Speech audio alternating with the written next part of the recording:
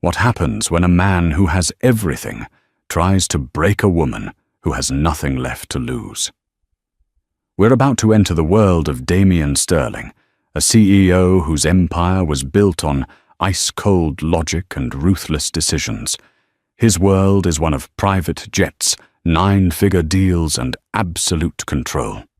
Tonight he's at Aurea, one of the city's most exclusive restaurants, and in his sights is a simple waitress named Isabel, a woman with tired eyes, and a past she keeps locked away. He's about to make a cruel wager, forcing her into the spotlight for his own amusement. But he has no idea that the song she's about to sing is the key to a memory he's spent a decade trying to bury. A memory that will shatter his world and bring him to his knees right in the middle of his own triumph. The air in Aurea was thick with the scent of money, not the crisp, vulgar smell of new bills, but the aged, subtle fragrance of old wealth, a blend of expensive perfume, Italian leather, and the buttery aroma of pan-seared scallops. From his corner booth, Damian Sterling surveyed the room with the detached air of a king observing his court. Everything was perfect. The crystal glasses gleamed under a soft, golden light. The low murmur of conversation was a symphony of polite power, with names like Vanderbilt and Rothschild dropped as casually as cocktail napkins. Damian was the architect of this perfection. Aurea was one of his smaller investments, a jewel in the crown of Sterling Enterprises, a global conglomerate that had its fingers in everything, from tech startups in Silicon Valley to sustainable energy projects in Northern Europe. At 38, he possessed a chilling stillness that most men twice his age mistook for wisdom. It wasn't wisdom. It was emptiness, carefully sculpted into an armor of success, his suit a bespoke creation by a tailor in Savile Row, whose name he couldn't be bothered to remember, fit him like a second skin. His watch, a Patek Philippe. Grandmaster Chime was worth more than the restaurant itself. It was a gift to himself for a hostile takeover that had bankrupted a family-owned business. He wore it as a reminder. Sentiment was a liability. Tonight's dinner was critical. Seated across from him were Mr. Tanaka and his 2 associates from a Tokyo-based tech giant. The deal on the table was worth $1 billion and would solidify Sterling Enterprises' dominance in the Asian market.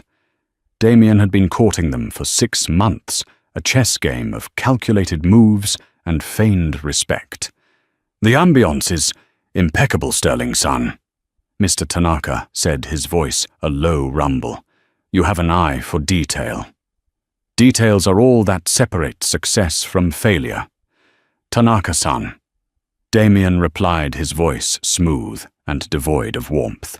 He motioned for a waiter who appeared as if summoned by thought alone. "Another bottle of the 82 Petrus." The waiter nodded and vanished. Damian's gaze swept the room again, a predator scanning his territory. It was then that his eyes landed on her. She was a waitress clearing a table near the grand piano that sat silent in the center of the dining room. She was different from the other staff who moved with a kind of robotic, obsequious grace. This woman, while efficient, had a weariness in her posture that her professional smile couldn't quite hide. Her dark hair was pulled back in a simple severe bun, and her uniform, though clean, seemed to hang on a frame that was too slender. He watched her for a moment longer than he should have. There was a quiet dignity in the way she moved, a stark contrast to the performative elegance of the clientele. For a fleeting second, she reminded him of someone. He pushed the thought away with practiced ease. Memories were ghosts, and Damian Sterling didn't believe in ghosts. The waitress Isabel Rossi felt the weight of his stare like a physical touch. She'd learned to recognize the different kinds of gazes from the patrons at Aurea. There was the dismissive glance, the lecherous once-over, the impatient glare. But this was different. It was cold, analytical, as if he were calculating her net worth and finding it wanting. She knew who he was, of course. Mr. Sterling owned the ground she walked on. Staff whispered that he had ice in his veins and a calculator for a heart. Izzy forced herself to focus on the task at hand, clearing plates, wiping crumbs, resetting silverware. Each polished fork was a tiny step toward paying the rent on her small apartment, a little more for the mountain of medical bills on her kitchen table. Her life was a world away from the 82 Petrus and Patek Philippe watches. Her world was the smell of antiseptic at St. Ita, Jude's hospital, the quiet hum of her father's oxygen machine, and the crushing weight of a dream she'd been forced to abandon. As she passed the silent piano, she unconsciously ran her fingers over the cool ivory keys, a ghost of a touch. A security guard by the entrance shot her a warning look, and she quickly pulled her hand away. The piano, like everything else in this place, was for display only. It was beautiful, perfect, and utterly silent, just like the man in the corner booth who was still watching her. The dinner progressed exactly as Damien had planned. The wine flowed, the conversation remained on the safe, lucrative ground of market projections and quarterly earnings, and Mr. Tanaka seemed pleased. It was Tanaka's younger associate, a man named Kenji, who disrupted the carefully orchestrated evening. Emboldened by his third glass of Petrus, he had become louder, more animated. Isabel was serving their table refilling water glasses with a practiced, unobtrusive grace. As she leaned near Kenji, she was humming under her breath. It was barely audible, a faint, melodic sigh, a folk tune her mother used to sing to her. It was a habit she couldn't break, a small piece of music she carried with her in the silent, grinding hours of her life. Kenji's head snapped up. "What was that?" he asked, his voice a little too loud. Isabel froze her cheeks, flushing. "I'm sorry, sir." "You were humming," he insisted, a wide, boozy grin spreading across his face. It was quite pretty, a little songbird in our midst. Mr. Tanaka gave Kenji a sharp look, a silent command to behave, but the younger man was already on a roll. "Sing for us," he declared, gesturing grandly. "Come on, a little entertainment." The nearby tables fell quiet, turning to stare. Isabel felt 100 pairs of eyes on her, and her heart began to hammer against her ribs. "Sir, I can't. I'm working." "Nonsense," Kenji boomed. "I insist." Damien's jaw tightened. A disruption, an unforeseen variable. His first instinct was to have the manager, a man named Paulson, remove Isabel from the floor immediately. It was the efficient, logical thing to do. He opened his mouth to give the order. But then he looked at Isabel's face. He saw the panic in her eyes, the desperate plea for the ground to swallow her whole. And in that moment, something dark and ugly stirred within him. It was the same impulse that drove him in the boardroom, the desire to see how far he could push, to find the breaking point, and exploit it. This waitress, with her quiet dignity, had annoyed him from the moment he saw her. She was a flaw in his perfect evening. He decided to make her part of the entertainment. "Let her sing," Damien said, his voice cutting through the tension. All eyes, including Isabel's, snapped to him. His face was an unreadable mask of polished indifference. "Paulson," the manager scurried over his face, pale. "Mr. Sterling, I do apologize. This is highly irregular. I'll handle it." "No, Paulson," Damien said, not taking his eyes off Isabel. "Your employee has caught the attention of my guest. We wouldn't want to be poor hosts, would we?" He turned his icy gaze on Isabel. "My guest wants you to sing. So you will sing." Her voice was barely a whisper. I can't. Can't or won't," Damien challenged, a cruel smile touching his lips. He saw the flicker of defiance in her eyes, and it fueled him. He reached into his jacket and pulled out a checkbook, and a Mont Blanc pen. Everyone has a price. What's yours? $1,000 too. Isabel stared at him, horrified. He was trying to buy her humiliation. I don't want your money. Oh, I think you do, he said softly, his voice dripping with condescension. He started to write. The number he wrote down was obscene.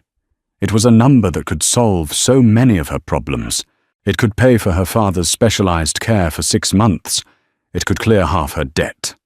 It was a lifeline offered as an insult. He tore the check from the book and slid it across the table.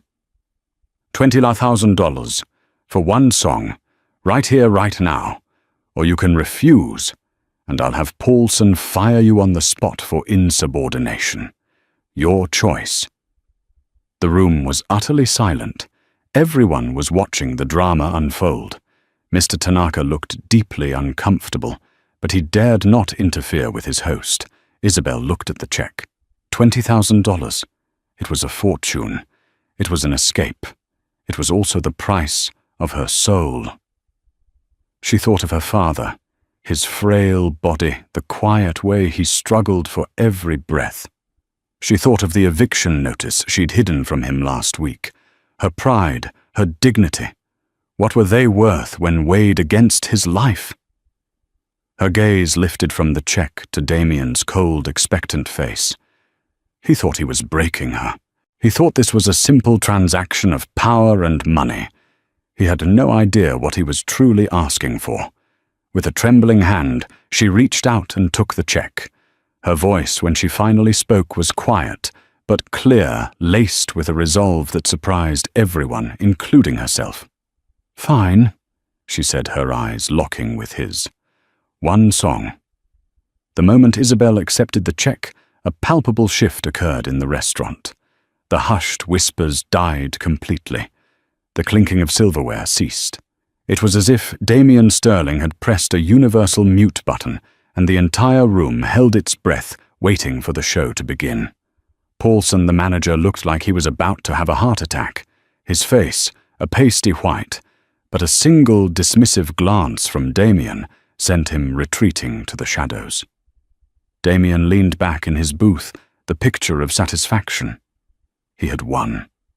He had proven his point. Everything and everyone could be bought. He folded his hands on the table, a faint, mocking smile playing on his lips, and waited for the waitress's pathetic warbling performance. He imagined she'd sing some popular radio tune, off-key, and trembling, and the humiliation would be complete. He would be magnanimous, perhaps even lead a round of pity applause before dismissing her. Isabel stood frozen for a long moment, the check clutched in her hand. The paper felt both as heavy as an anchor and as flimsy as a moth's wing. This wasn't a stage, it was an arena. And she was the gladiator being forced to fight for the amusement of the emperor. She looked at the faces around her, some curious, some pitying, some openly scornful. Then she looked at Damien Sterling, his eyes glinting with cold victory. A strange calm washed over her. He wanted a show, she would give him one. But it would be on her terms. She walked not to the center of the room, but toward the grand piano that sat like a sleeping beast. The security guard tensed, but she paid him no mind. She didn't sit at the bench. Instead, she rested one hand lightly on its polished black surface, grounding herself. It was the closest she'd been to her old life in years, and the familiar coolness of the lacquered wood sent a shiver of memory through her. She closed her eyes, shutting out the sea of watching faces, shutting out the arrogant CEO and his billion-dollar deal. She shut out the scent of expensive food and the weight of her server's apron. She transported herself back to a different time, a different place. She was no longer Isabel Rossi, the beleaguered waitress. She was Izzy, the girl who lived and breathed music. She was in the sun-drenched recital hall at Juilliard, the air buzzing with potential. She was in the small, cluttered studio of her beloved vocal coach, Madame Dubois, a woman who had taught her that singing wasn't about hitting the notes, but about telling the truth. She took a deep, slow breath, the kind Madame Dubois had taught her from the very center of her being. When she opened her eyes, the fear was gone. In its place was a quiet, luminous fire. Her gaze swept over the room, no longer seeing a hostile audience, but simply people. Then her eyes found Damien's. She held his gaze a silent challenge, passing between them, and then she began to sing. It was not a pop song, it was not a show tune, it was an old, haunting Celtic ballad, sung a cappella. The name of the song was Whispers on the Heather. It was a song of loss of love, and of a sorrow so deep it stained the very landscape. It was a song her coach had given her, a rare, almost forgotten piece of music, one that Madame Dubois said required not just a voice, but a soul to perform. The first note hung in the air pure and clear as a crystal bell. It was so unexpected, so achingly beautiful, that a collective gasp seemed to ripple through the room. The sound was not loud, but it filled every corner of the vast dining hall, silencing the hum of the air conditioning, silencing the frantic beating of Isabel's own heart. Her voice rose, weaving a story of misty highlands and a love lost to the sea. There was no theatricality, no grand gestures. There was only the voice, a sublime instrument that soared with effortless grace, then dipped into notes of profound, heart-wrenching sorrow. It was a voice that held the echoes of every sacrifice she had ever made, every tear she had ever shed for her father, every dream she had ever packed away. Kenji's drunken grin had vanished, replaced by a look of slack-jawed awe. Mr. Tanaka sat perfectly still, his eyes closed, as if in prayer. The other diners were mesmerized, their expensive meals forgotten on their plates. They were no longer watching a waitress being humiliated. They were witnessing a moment of raw, transcendent art. But Isabel wasn't singing for them. She was singing for herself. She was singing for her father. And though she didn't know it, she was singing for the man in the corner booth, the man whose perfectly constructed world was about to be obliterated by a simple, forgotten melody. Across the room, Damien Sterling felt the first note of the song like a physical blow. It wasn't the quality of her voice that struck him, though it was undeniably flawless. It was the song itself, Whispers on the Heather. The name echoed in the vast, empty chambers of his memory, a place he kept locked and guarded. The melody seeped through the cracks in his armor, cold and sharp as shrapnel. His smug, confident posture dissolved. His hands, which had been resting calmly on the table, gripped the edge with enough force to turn his knuckles white. His mind, usually a fortress of facts and figures, was suddenly flooded with images he had spent 11 years suppressing. Rain. So much rain blurring the world outside the car windows into a watercolor smear of green and grey. The rhythmic slap, slap, slap of the windshield wipers, a frantic, failing heartbeat against the storm. Isabel's voice soared, painting a picture of rolling green hills shrouded in mist. The mist on the mountain a shroud for the glen. He's 27, invincible, driving too fast down a winding country road. In the passenger seat is his sister Lily. She's 16, all vibrant energy and impossible dreams, her face glowing with excitement. She'd just been accepted into a prestigious summer music program in Scotland. A whisper on the heather, I hear you again. Lily is singing. Her voice, still developing but full of a breathtaking natural talent, fills the car. She's practicing the very piece she'll perform for her audition showcase. It's an obscure Celtic ballad her vocal coach found for her. It's perfect for me, isn't it, Dami? She'd asked, her eyes shining. It's like it was written about our ancestors. Isabel's voice dropped to a hush, filled with a longing so profound it was almost unbearable.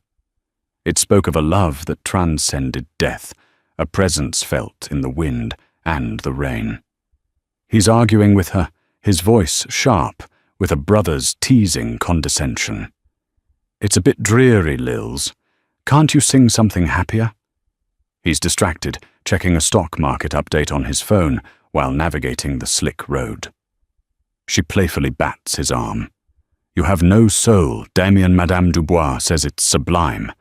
He glances away from the road for just 1 second too long. A deer frozen in the sudden glare of the headlights, the squeal of tires on wet asphalt, the sickening crunch of metal, and the explosive sound of shattering glass. On the restaurant floor, Isabel's eyes were closed. She was lost in the music, channeling a grief she understood all too well, the grief of losing a future you thought was guaranteed. The song was reaching its crescendo, a lament that was both a cry of despair and a promise of remembrance. "And though you have sailed to a far distant shore," silence, the rain, the clicking of the turn signal, and the horrifying, unnatural stillness from the passenger seat. He sees her, her head at an impossible angle, a single trickle of blood tracing a path from her temple through her blonde hair. The sheet music for "Whispers on the Heather" is scattered on the dashboard, spattered with rain and blood. Damien's breathing had become shallow, ragged. The perfectly tailored suit suddenly felt like a straitjacket. The opulent restaurant, his restaurant, was fading away, replaced by the twisted metal of his Mercedes, the smell of gasoline and rain-soaked earth. The ghost he didn't believe in was sitting right in front of him, and it had Lily's voice. "Your whisper on the heather is mine evermore." The final note of the song hung in the air, a shimmering thread of sound, before fading into an absolute reverent silence. And in that silence, a single hot tear escaped Damien Sterling's eye and traced a path down his stone-cold cheek. He didn't even feel it. He was seeing his sister's face, hearing her last word, his name spoken as a question. He was back in the wreck, the sole survivor, the driver, the one responsible. The spell was broken by a lone person beginning to clap. Then another.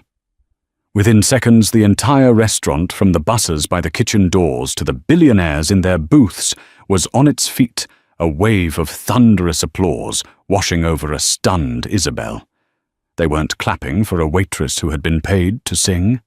They were applauding an artist who had just laid her soul bare. But Damien didn't hear it. He saw only the ghost of his sister in Isabel's place. He stood up abruptly, his chair scraping loudly against the floor. His face was a mask of sheer, unadulterated shock and pain. Without a word to Mr. Tanaka, without a glance at anyone, he turned and strode out of the restaurant, leaving $1 billion deal and the shattered pieces of his composure behind him. The drive from Aria was a blur. Damien didn't know where he was going. He just drove his hands, strangling the leather of the steering wheel of his Aston Martin. The city lights smeared past the windows, streaks of neon and white that did nothing to penetrate the storm raging inside him. The car's powerful engine was a dull roar compared to the sound of Isabel's voice, Lily's song replaying in his head on an endless, torturous loop. A whisper on the heather. He slammed his fist against the dashboard. The pain was a welcome distraction, a sharp physical anchor in a sea of suffocating memories. How could she have known that song? It wasn't famous. It was a forgotten piece of music, a relic that only 2 people in his world had known, Lily and her eccentric old vocal coach, Madame Dubois. He finally found himself parked on a deserted overlook, the city sprawling below him like a galaxy of indifferent stars. He cut the engine, and the sudden silence was deafening. The single tear he'd shed in the restaurant had been a breach in the dam. Now the floodgates opened. For the first time in 11 years since the day he had stood, stoic and dry-eyed at his own sister's funeral, Damien Sterling wept. It wasn't a quiet, dignified grief. It was a raw, ugly, gut-wrenching series of sobs that tore through him, the sound of a man breaking apart from the inside out. The guilt he had buried under years of relentless work, ruthless acquisitions and emotional detachment came rushing to the surface, and it was drowning him. He was the one who had been checking his phone. He was the one driving too fast. He had teased her about the very song that had been her passion, her last joy. He had survived without a scratch while he had spent the last decade building an empire as a monument to his failure, a fortress to keep the world and his own feelings out. Every deal, every conquest was a distraction. He had become the man he was, cold, cruel, unfeeling, because feeling anything meant feeling that. And he couldn't bear it. Tonight, a waitress with sad eyes and an impossible voice had forced him to bear it, and it had shattered him. Back at Aria, chaos reigned in the wake of his departure. Mr. Tanaka and his associates were bewildered, left sitting at the table with a half-finished bottle of wine and a vaporized billion-dollar deal. Paulson, the manager, was frantically trying to do damage control, apologizing profusely. Isabel stood by the piano, the applause still ringing in her ears, her body trembling with a mixture of adrenaline and shock. She watched Damien Sterling flee his face, a canvas of emotions she couldn't begin to decipher. She had expected anger, maybe dismissal, but not that. Not what looked like raw, unfiltered agony. Diners crowded around her, offering compliments, their faces filled with awe. That was incredible. Young lady, you have a gift. Where did you study? The questions overwhelmed her. She just wanted to disappear. She clutched the check in her hand, the catalyst for this whole insane spectacle. It felt dirty now, tainted. She found Paulson by the hostess stand, wringing his hands. Mr. Paulson, she began, her voice shaky. Rossi. He cut her off. His voice strained. I don't know what just happened here. I don't know if you're fired or promoted. Mr. Sterling just left. He never just leaves. I'm sorry, she stammered. Don't be sorry, he said, looking at her with a new grudging respect. Whatever you did, I've never seen anything like it. He sighed, running a hand through his thinning hair. Just go home for the night. We'll figure this out tomorrow.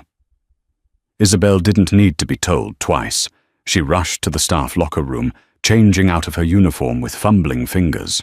She deposited the $20,000 check at an ATM on her way to the subway, feeling a strange mix of relief and self-loathing. The money was real. The solution to her problems was real. But the cost felt immeasurable. On the rattling train ride back to her tiny apartment in Queens, she stared at her reflection in the dark window. She saw the same tired waitress she was every other night, but something was different. The music, the part of herself she had kept locked away for so long, had been let out. It had been terrifying and exhilarating, and it had broken something in the coldest man she had ever met. She didn't understand the why. She just knew that in that one moment when their eyes had met, as she sang, something had passed between them, not a transaction, but a connection. A shared, unspoken wound, and that scared her more than his anger ever could. Damien Sterling didn't sleep. Sleep was a luxury for the untroubled estate of surrender he had not been able to afford for 11 years. But this was different. This was not the familiar restless energy of a mind calculating stock prices and acquisition strategies. This was the frantic, raw-edged wakefulness of a man who had seen a ghost. He returned to his penthouse, a 3-story monument of glass and minimalist design perched atop one of Manhattan's most prestigious buildings. Usually the sterile silence and the panoramic view of the city's glittering grid were a comfort, a reflection of the orderly, controlled empire he commanded. Tonight, they felt like a cage. The silence was not peaceful. It was accusatory, amplifying the melody that played on a relentless loop in his mind. Whispers on the heather. He paced the length of the Italian marble floor, the city lights below, a cold, indifferent sea of diamonds. He saw Isabel Rossi's face, her eyes closed in concentration, her voice filling the void. Then her face would morph into Lily's 16 and radiant singing, that same song in the passenger seat of his car. The two images blurred, fused by the shared, impossible music, until he could no longer tell them apart. He who had built a life on the bedrock of logic and tangible assets was being haunted, and he could not bear it. Coincidence was a fool's explanation, a comforting lie for the simple-minded. There was a reason, a connection, a thread that tied this waitress to the single greatest tragedy of his life. He had to find that thread and pull on it until the entire tapestry unraveled. Just as the first grey fingers of dawn began to probe the eastern sky, staining the horizon, a bruised purple. Damien picked up his phone. He made a single call. "Arthur, my office, now." There was no greeting, no preamble. There never was. Arthur Vance materialized in the penthouse less than an hour later. A man of indeterminate age with a face that was utterly forgettable, Arthur was Damien's most valuable and dangerous asset, a former MI6 field agent who had quietly retired into the far more lucrative world of private corporate intelligence. He was the shadow that ensured the sterling empire remained pristine. He was a human scalpel, excising problems with surgical precision and absolute discretion. He entered the room without a sound, finding Damien standing before the floor-to-ceiling windows, his back to the room, watching the sun bleed over the city. "Sir," Arthur said. His voice was a dry rasp, the sound of gravel and secrets. "I need you to find out everything there is to know about a woman," Damien said, his voice flat devoid of the night's turmoil. He had rebuilt his fortress wall, brick by painful brick. "Her name is Isabel Rossi. She's a waitress at Aria." Arthur's expression didn't change, but there was a flicker of something, perhaps surprise, in his pale eyes. His usual assignments involved dismantling shell corporations, tracking the offshore assets of rivals, or uncovering personal indiscretions for leverage. A waitress was novel. "A full workup, sir." "More than that." Damien turned, and Arthur could see the toll the night had taken. The man's eyes were bloodshot.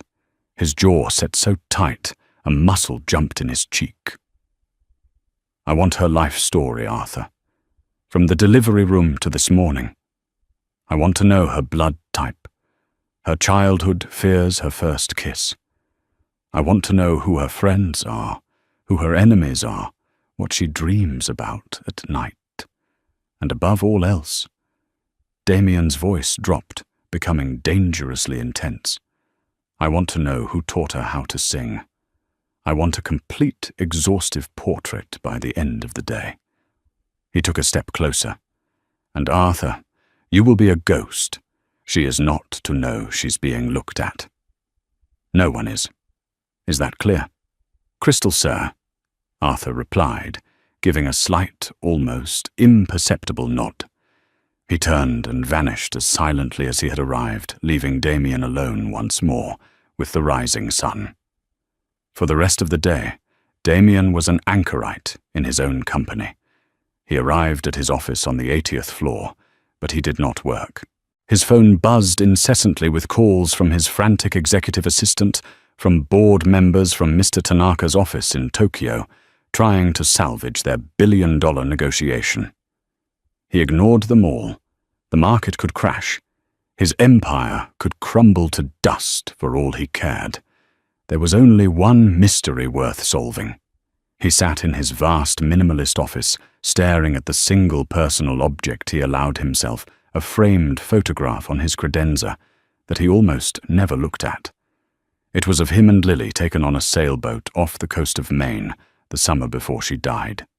He was 26, lean and tanned, a genuine, unforced smile on his face. He looked happy. Alive. Lily was beside him, her blonde hair a tangled mess from the sea wind, her arm slung around his neck, her face alight with laughter. Looking at the boy in that photograph, Damien felt a profound sense of dislocation. It was like looking at a stranger, a ghost from a past life. The boy in that picture could feel joy. He could love something more than a balance sheet. The accident hadn't just killed Lily, it had killed that boy too, leaving this cold, empty vessel in his place. Late in the afternoon, Arthur returned. He entered the office and placed a slim, unmarked file on the vast expanse of Damien's mahogany desk. Isabel Maria Rossi. Arthur began his voice, the same quiet monotone, betraying none of the drama contained within his report. 26 years old, born and raised in Brooklyn, only child. Mother Elena Rossi deceased, died of ovarian cancer when Isabel was 14. Damien remained impassive, but his fingers tightened into a fist beneath the desk. Father is Marco Rossi, a master carpenter by trade. 3 years ago, he was diagnosed with a particularly aggressive form of early-onset Alzheimer's disease. Arthur paused, letting the clinical cruelty of the words land. She is his sole and full-time caretaker. His condition has declined significantly in the last year. He requires round-the-clock professional care. Arthur opened the file. She works double shifts at Aria 6, sometimes 7 days a week. She occasionally picks up freelance transcription work she does overnight. Every cent she earns beyond the rent for her small apartment in Queens and a meager budget for food goes directly to St. Jude's private care facility. She is, to be blunt, sir, drowning in medical debt. The $20,000 you gave her was deposited this morning. It will cover her father's care for approximately 2 months. After that, Arthur left the sentence hanging in the air. The information was a series of body blows.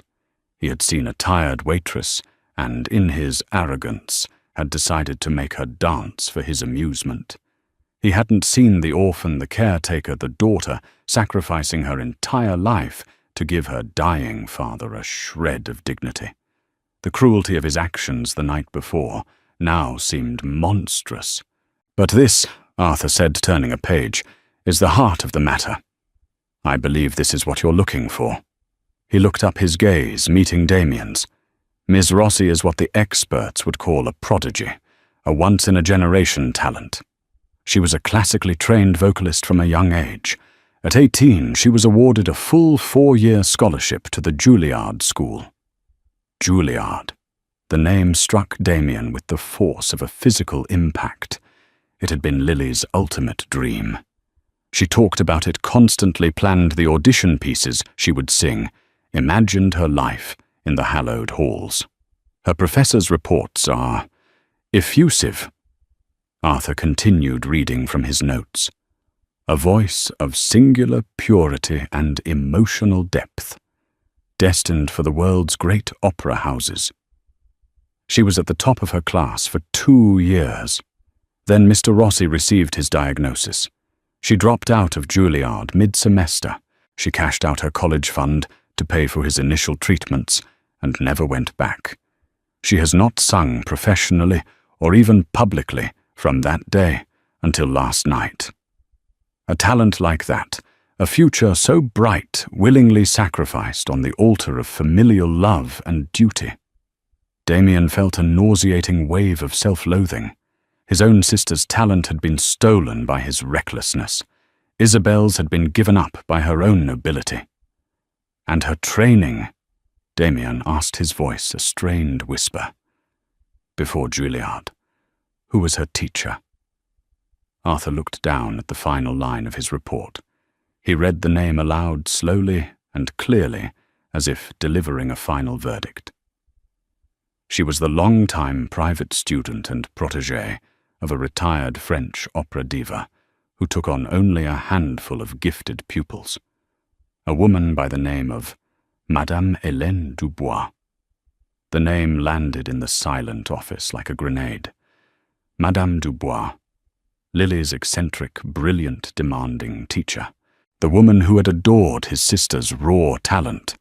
The woman who had unearthed the dusty, forgotten sheet music for Whispers on the Heather in a Parisian antique shop and given it to Lily, calling it a song for an old soul. It all crashed into place with the force of a tectonic shift. It wasn't a ghost. It wasn't a coincidence. It was a tangible, traceable line connecting this selfless, struggling waitress to his own buried past. They had walked the same halls, learned from the same master, and been entrusted with the same haunting melody. Two brilliant singers, their music silenced by two different kinds of tragedy. Damien stood up, his mind reeling. The obsessive need to solve a puzzle was gone, replaced by a profound, aching clarity. He had to go to her. He had to see her. Not to intimidate her or question her further, but to apologize, confess. He didn't know. He only knew that this woman, Isabel Rossi, was not a ghost sent to punish him. She was something far more terrifying, a living, breathing person who held the key to the locked room in his soul, and he had to find out why. He picked up the file and looked at the address Arthur had listed for her. A small walk-up apartment in Queens, a different universe from his own.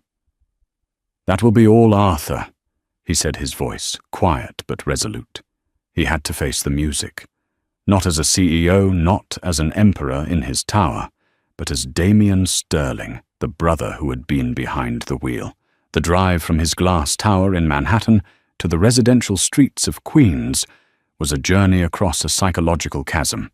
Damien steered his Aston Martin, a vehicle designed for speed and isolation, through the city's arteries, feeling like a foreigner in his own skin. The familiar gleam of Park Avenue, with its uniformed doormen and polished brass, gave way to the frantic energy of Midtown, and finally, to the aged utilitarian steel of the Queensboro Bridge.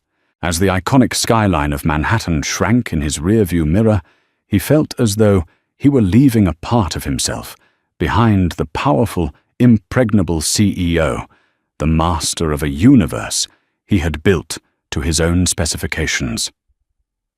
The man crossing the bridge was someone else entirely, someone smaller and more fragile, a ghost driving towards a reckoning. Queens was a different world. The monolithic scale of Manhattan dissolved into a vibrant, human-sized tapestry of brick and brownstone. Life was lived on the streets here.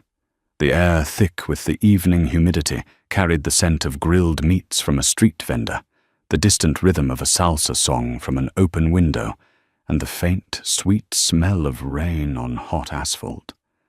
It was a symphony of life, chaotic and real, and it made the sterile silence of his own world feel like a tomb.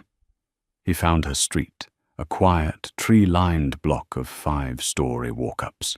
He parked the Aston Martin, its sleek, predatory lines looking absurdly out of place like a shark in a koi pond. He got out, and for a long moment simply stood on the sidewalk, the file from Arthur a dead weight in his hand. He could still turn back. He could get in his car, drive away, and send her a check so large she would never have to work again. He could solve her problems with a wire transfer, the way he solved everything. But that wouldn't solve his problem. Money couldn't silence the music in his head. It couldn't bring his sister back. It couldn't absolve the guilt of the boy who had been driving. He looked up at the facade of the building, at the windows, glowing with warm yellow light. Inside one of them was the woman whose voice had become the key to a room in his soul he had sealed shut 11 years ago. Taking a breath that did little to calm the frantic beating of his heart, he walked up the front steps. The hallway inside was narrow and smelled of lemon-scented cleaner and thyme. His polished handmade shoes, which cost more than her monthly rent, echoed on the worn linoleum as he climbed the 4 flights of stairs. Each step felt heavier than the last. When he arrived at the door marked 4B, he hesitated. His hand, which had signed billion-dollar contracts without a tremor, shook as he raised it to knock. The sound was sharp and definitive, an intrusion into the quiet evening. He heard the faint shuffle of feet from within. The door opened, but only by the length of a tarnished brass security chain. Isabel Rossi peered through the gap.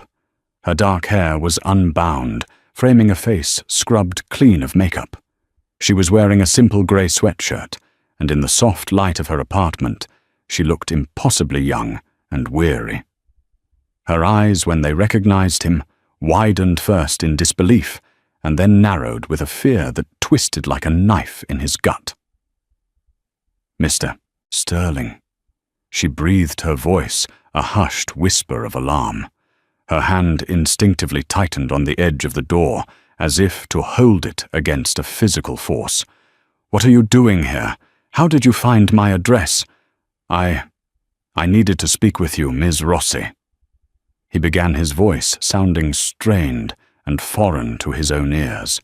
The usual tone of command he employed was gone, replaced by a raw uncertainty. "Is this about my job?" she asked, her voice defensive. "Are you here to fire me in person? Because after last night, I wouldn't put it past you." "No," he said, quickly shaking his head. "It's not about your job." He saw the suspicion in her eyes, the wall of defense she was building. He had to tear it down, not with force, but with the truth. "It's about the song. Please. 5 minutes of your time, that's all I ask." He heard the word escape his lips before he could stop it. "Please." It was a word of supplication, a word he had long since purged from his vocabulary. "Please. Isabel." The use of her first name combined with the raw, unguarded desperation in his eyes, so utterly different from the cold, calculating tyrant in the restaurant, gave her pause. This was not the man who had tried to humiliate her for sport. This was someone else. Someone broken. Against all her better instincts, after a long, tense moment, she slid the chain free and opened the door. He stepped inside, and it was like entering another dimension. His own home was an exercise in scale and emptiness. Hers was a testament to life lived within constraints. It was tiny, but meticulously clean. A worn, comfortable-looking sofa was draped with a handmade quilt. Every surface was covered with towering stacks of books. A handful of thriving plants sat on the windowsill, their green leaves reaching for the light.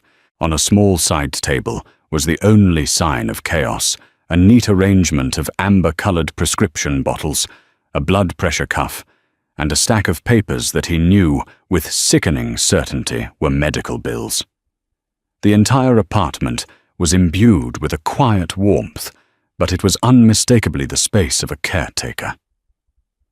"My father is asleep in the other room," she said, her voice barely above a whisper, gesturing for him to stay near the door. "He has trouble staying asleep. Please be quiet."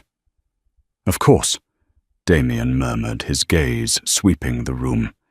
He saw it all, the evidence of her sacrifice, the crushing weight of her responsibility, the love that permeated every corner of this small space. And the guilt was a physical thing, a tightening in his chest that made it hard to breathe. He had stood in his palace of wealth and judged this woman had tried to break her spirit for his own amusement, all while she was here, quietly waging a war for her father's life. "Why are you really here, Mr. Sterling?"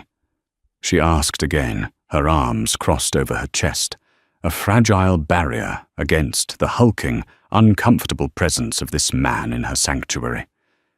He met her gaze, and knew there was no other way but directly through. "The song you sang," he said, his voice hoarse. "Whispers on the heather. It's a very old, very obscure piece of music. I have to know where you learned it." Isabel's brow furrowed in confusion. Of all the things she expected, this was not it. "Why does that matter to you?" "Just tell me," he insisted, his tone bordering on desperate. "I learned it years ago from my vocal coach," she answered, her suspicion returning. "A woman named Madame Dubois." Damien closed his eyes for a brief second, the confirmation, a fresh wound. "Hélène Dubois." Her eyes widened slightly. "Yes. How do you know her name?" He opened his eyes, and the carefully constructed walls of Damien Sterling, CEO, crumbled to dust. What she saw in his expression was a grief so profound, so naked, that it stole her breath. "Because she was also my sister's teacher," he said, the words heavy, as if he were pulling them up from the bottom of a well. Isabel's arms uncrossed, her defensive posture dissolving into stunned silence. "Your sister." Her name was Lily. He managed to say the name, a shard of glass in his throat. "She was a singer, like you. Everyone said she was brilliant." He looked past Isabel, his gaze fixed on a memory. Madame Dubois adored her. She found that song for Lily. She said it was special, that it was meant for her. Lily was going to perform it at a summer showcase in Scotland. He paused, his breath hitching. She never got the chance. She died 11 years ago. The air in the small room grew thick with unspoken tragedy. Isabel could only stare, her mind reeling. The man's bizarre, violent reaction at the restaurant suddenly made a terrible, tragic sense. It had never been about her. It had been about a ghost named Lily. "Mr. Sterling, I am so sorry." She whispered, the animosity she had harbored toward him completely washed away by a sudden, shocking wave of empathy. "There was a car accident." Damien continued, his voice breaking the confession pouring out of him now, a torrent held back for far too long. "On a country road. It was raining." He finally looked at her, his eyes swimming with a pain so deep it seemed ancient. "I was driving." He saw the flicker of understanding in her eyes, the final horrible puzzle piece clicking into place. "We were arguing." He choked out the words, tearing at him. "About the song. I was teasing her, telling her it was too sad. I was looking at my phone, just for a second. 1 second." He pressed the heels of his hands into his eyes, as if he could physically block out the image that had haunted his every waking moment since. "It was my fault. I was distracted. I killed her, Isabel. It was my fault." The confession hung in the air, raw and absolute, and with it the last vestiges of his control shattered. A strangled sob escaped him, then another, and he finally broke. He didn't just cry, he unraveled. He leaned his forehead against the solid wood of her apartment door, his broad shoulders shaking with the violent, ugly sobs of a man who had carried an impossible burden alone for more than a decade. The titan of Wall Street, the ruthless corporate raider, was gone. In his place was just a brother lost and drowning in his own guilt. Isabel stood frozen, a witness to this complete and utter demolition of a man. She should have hated him. He was the architect of her humiliation, a symbol of the cruel, indifferent power that governed the world. But as she listened to his broken confession, all she could hear was the echo of her own losses, the loss of her mother, the slow, heart-breaking loss of her father, the loss of her own dreams. She recognized the sound of a life cleaved in two. Slowly, hesitantly, she took a step forward. She reached out a trembling hand and gently, so gently placed it on his shaking arm. It was not a gesture of forgiveness or of pity. It was a simple, profound acknowledgement of his pain, a silent message that in this small room, in this shared moment of unbearable grief, he was no longer alone. What began as an act of cruel arrogance in a gilded restaurant ended here in a humble apartment with a confession that unburdened a soul. Damien's tears were not just for the sister he lost, but for the man he had become in the wake of that loss, a hollow shell armored in wealth. In Isabel's quiet strength, he found not judgment, but a reflection of the resilience he had forgotten existed. And for Isabel, seeing the broken man behind the monster, she realized her voice had done more than earn her money. It had unearthed a truth, and in doing so, had opened a door back to the world of music she thought she'd lost forever. This wasn't a fairy tale ending with a kiss. It was something more real, more profound. It was the beginning of a difficult path toward healing. Damien would go on to create the Lily Sterling Foundation for the Arts, a testament to his sister's memory, with its very first and most important scholarship offered to Isabel not as charity, but as a long overdue recognition of her gift. It was a chance for her to sing again, not for survival, but for joy. Their story is a powerful reminder that beneath the surface of power and poverty, of cruelty and kindness, we are all just one memory, one melody, away from our most vulnerable truth. It teaches us that sometimes the greatest treasures are found not in what we own, but in the parts of ourselves we thought were broken. If this story of redemption and the incredible power of music touched your heart, please take a moment to hit the like button. Share it with someone who might need to hear it. And don't forget to subscribe to our channel for more stories that uncover the extraordinary emotions hidden in everyday life. We'd love to hear your thoughts in the comments below. What did Isabel's song mean to you?